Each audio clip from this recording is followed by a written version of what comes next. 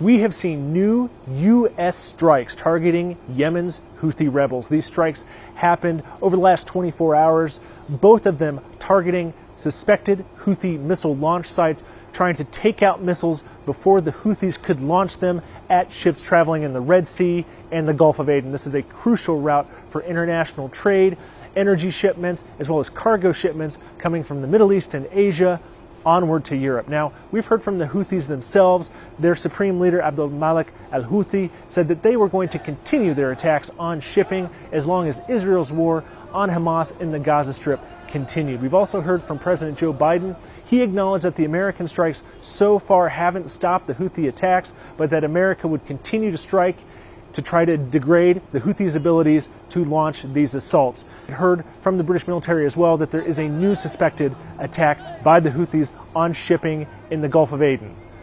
Meanwhile, we've also heard from Israeli President. He spoke at the World Economic Forum in Davos, Switzerland, and he made a kind of surprising remark where he linked the end of the war against Hamas in the Gaza Strip to Saudi Arabia reaching a diplomatic recognition deal with Israel. This is surprising for a couple of reasons. The first is Israel has always described winning the war as dismantling Hamas, something that it's been unable to do in months of fighting that still sees Hamas guerrilla fighters targeting Israeli soldiers.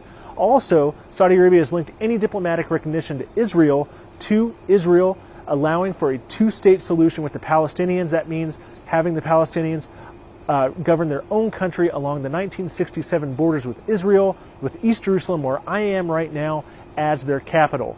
We've heard from Prime Minister Benjamin Netanyahu. He has said that after this war, he believes that Israel should have control of everything west of the Jordan. That means the West Bank that's now occupied, as well as the Gaza Strip. This is something that would be unpalatable to the Palestinians, to Arab nations, as well as the United States.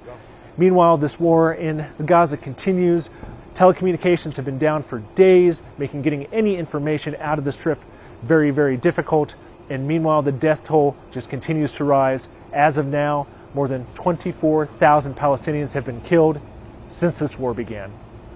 I'm Jon Gambrell with the Associated Press for CGTN in Jerusalem.